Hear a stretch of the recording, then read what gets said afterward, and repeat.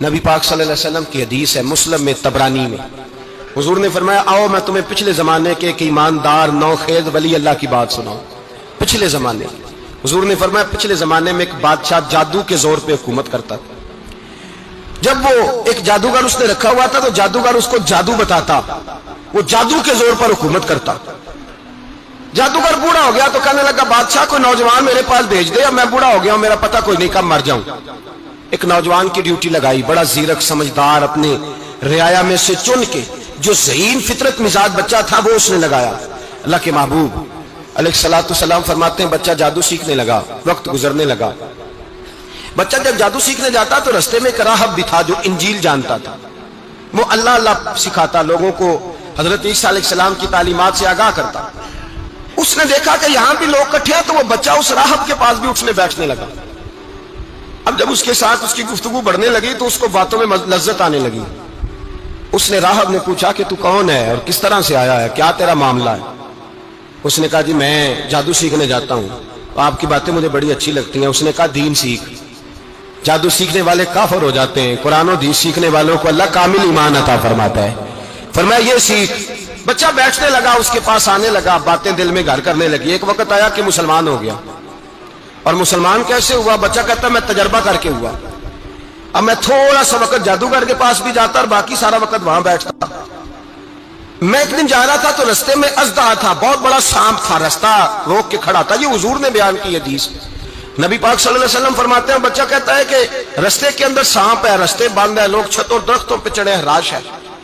کہتے چھوٹا سا روڑا میں نے اٹھایا تو میں نے کہا اللہ اگر جادوگر سچا ہے تو اسے مار دے۔ چھوٹا سا روڑا میں نے پھینکا، اژدہا کوئی نہ مرا۔ پھر چھوٹا روڑا اٹھایا، میں نے کہا اللہ اگر وہ عالم سچا ہے تو اسے مار دے۔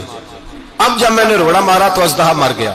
میرے اندر سے گواہی آئی نہیں دین کی باتیں سچی ہیں، نہیں قرآن کی باتیں اسلام سمجھانے کے لیے عرض کر رہا ہوں، اگرچہ اس دور میں انجیل تھی، اللہ رسول کی باتیں اچھی ہیں۔ کہتے میں مسلمان ہو گیا، اب میں نے راہب کے پاس ہی رہنا شروع کر دیا، جادوگر کے پاس چھوڑ دیا اس بچے نے آنا۔ بادشاہ پوچھتا کہاں زیادہ وقت گزارتے ہو تو وہ بات گول کر دیتا، وقت تیزی سے بڑھنے لگا۔ اللہ نے اس نوجوان میں طاقت پیدا کر دی، اب وہ اس کے اندر نا اللہ نے توانائی روحانیت پیدا کر دی، ابھی جوان ہے، 14-15 سال عمر ہے۔ اللہ نے اب جو بیمار بھی آتا وہ دعا کرتا تو اللہ صحت عطا کر دیتا، جو بھی آتا۔ بادشاہ کا ایک درباری تھا، بادشاہ کو پنکھا جلتا تھا، وہ اندھا ہو گیا، کوئی ایسی تکلیف آئی کہ نابینا ہو گیا، بڑے علاج کرائے شفا نہیں ہوئی۔ کسی نے اس بچے کا پتہ بتایا کانوں میں، اس کے پاس گیا تو بچہ کہنے لگا شفا تو ہو جائے گی پر کلمہ پڑھنا پڑے گا، مسلمان ہونا پڑے گا، جس پیغمبر کا میں غلام ہوں تجھے بھی بننا پڑے گا، غلام ہوں تجھے بھی بننا پڑے گا، دین پہ عمل کرنا پڑے گا، اللہ شفا دیتا ہے۔ اس نے کہا تو مجھے کلمہ پڑھا، مجھے شفا دے، میں تیار ہوں۔ اس نے کہا شفا تو اللہ ہی دیتا ہے۔ اس نے اللہ تبارک و تعالیٰ کا ذکر کر کے دعا مانگی، یہ مسلم شریف میں حدیث ہے، طبرانی میں موجود ہے۔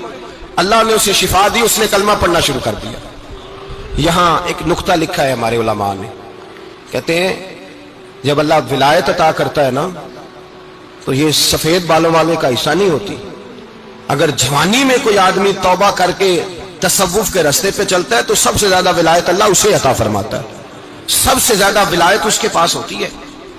ابھی اس کے بال کالے ہیں، چڑھتی جوانی ہے، دعا کی تو اللہ نے، اور حدیث پاک میں موجود ہے کوڑے آتے تو شفا یاب ہو جاتے، اندھے آتے تو شفا یاب، برس والے آتے تو اللہ سے دے۔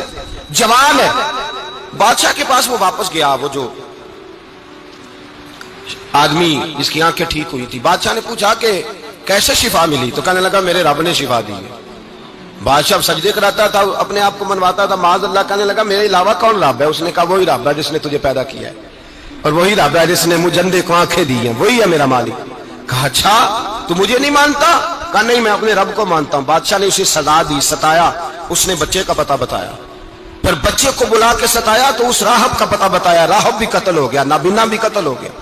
بادشاہ نے کہا سپاہیوں سے اس بچے کو لے جاؤ اور پہاڑ کی چوٹی پہ جا کے نیچے پھینکو تاکہ مر جائے۔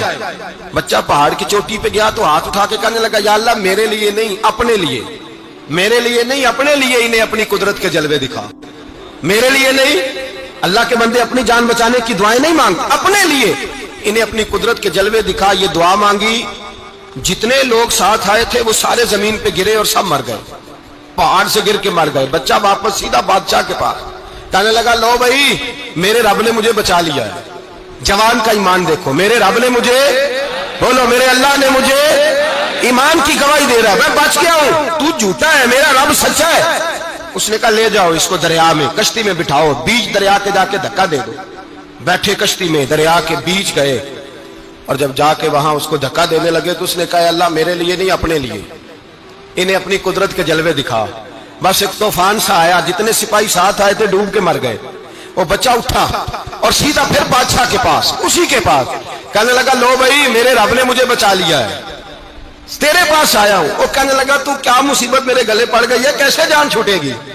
तो बच्चा कहने लगा अगर तू मुझे बांधे दरख्त के साथ और सारे मुल्क को बुलाए, लोगों को इकट्ठा करे, फिर तू मुझे तीर मारना, मैं तुझे बताऊंगा कैसे मारना, मैं मर जाऊंगा। अल्लाह का बंदा नौजवान, ईमान देखो, मरने के तरीके बता रहा है, मैं तुझे बताऊंगा मैं कैसे मरूंगा। ये बात कही, बादशाह ने सारा मजमा जमा किया, मुल्क सारा बाहर आ गया, दरख्त के साथ बांध दिया। कहने लगा भाई लोगों ये मुझे मारना चाहता था, मार नहीं सका, अब मैं इसे बताने लगा हूं कि मैं कैसे मरूंगा। इसे कहो जब तीर मारे तो साथ मेरे रब का नाम भी ले, मैं अपने रब के नाम पे जान दूंगा, ईमान की पुख्तगी में अल्लाह के नाम पर जान दूंगा। इसे कहो रब के नाम पे मारे, मर जाऊंगा। बादशाह ने अल्लाह कह के तीर मारा, पेशानी में लगा, बच्चे की रूह परवाज कर गई, जितना मजमा खड़ा था सारा कलमा पढ़ के मुसलमान हो गए, सारे मुसलमान हो गए, सारे। मेरे रसूल पाक सैयद आलम सल्लल्लाहु अलैहि वसल्लम ने नौजवानों को बताया जब तुम्हारे अंदर ईमान की कुव्वत आएगी तो अल्लाह तुम्हारी मदद करे। फरमाया वो नौखेज वली था, अभी जवान राना था, अभी उसकी पेशानी पर जवानी के आसार थे, लेकिन उसने अल्लाह को राजी किया, रब करीम को राजी। विलायत का मतलब बुढ़ापा नहीं, विलायत का मतलब वो नहीं कि जब बड़ा लंबा वक्त गुजर जाए तो फिर आदमी आए कहीं नहीं अब क्या करना है, अब मस्जिद ही है, अब तो इसके अलावा गुजारा ही कोई नहीं।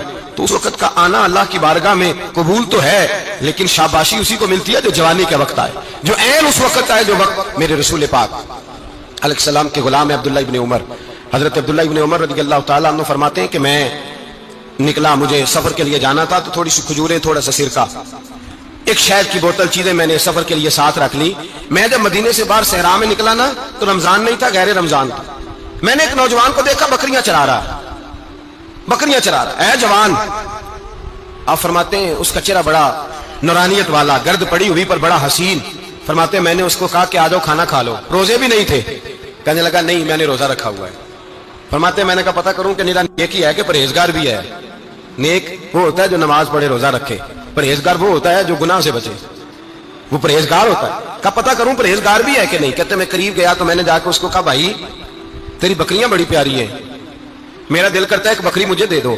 कहते वो जवान, गुर्बत भी, परेशानी भी, पर दामान तवक्कुल की ये खूबी है कि उस पर पेबंद लगे होते हैं, धब्बे नहीं होते। गुर्बत है, कहा जनाब एक बकरी दे दो। आने लगा जनाब बकरियां मेरी नहीं, बकरियों का मालिक कोई और है। कहते मैंने आजमाने के लिए कहा कि बकरियों के मालिक को कहना एक बकरी भेड़िया ले गया है, कह देना भेड़िया ले गया है। तो कहते उसने मेरी तरफ देखा, गर्द से उसके बाल लटे हुए, आंखों में रोशनी, चेहरे पे इत्मीनान, लबो लहजे में ईमान की ताकत। नौजवान कहने लगा हुजूर बकरियों के मालिक को तो कह दूंगा भेड़िया ले गया है, जब अर्श का मालिक पूछेगा तो क्या जवाब दूंगा, अल्लाह को क्या जवाब दूंगा। कहते हैं मैं कांपने लगा, उसकी बात सुन के वापस आया, जो काम निकला था वो छोड़ा, वापस लौट आया। मैंने पता किया किसका गुलाम है, पता चला फला आदमी का है। कहते मैंने पहले गुलाम खरीदा, फिर पता किया तेरे पास बकरियां कितनी है, उसने कहा 400। कहते मैंने मालिक से सारी बकरियां खरीदी, फिर गुलाम को बुलाया, फिर वो बकरियां तोहफे में दी, तोहफे में। कहने लगा हुजूर ये सारा कुछ मुझे कैसे मिला। मैंने कहा तेरा ईमान बड़ा पुख्ता था तो मेरे रब ने तुझे इनाम अता फरमाया।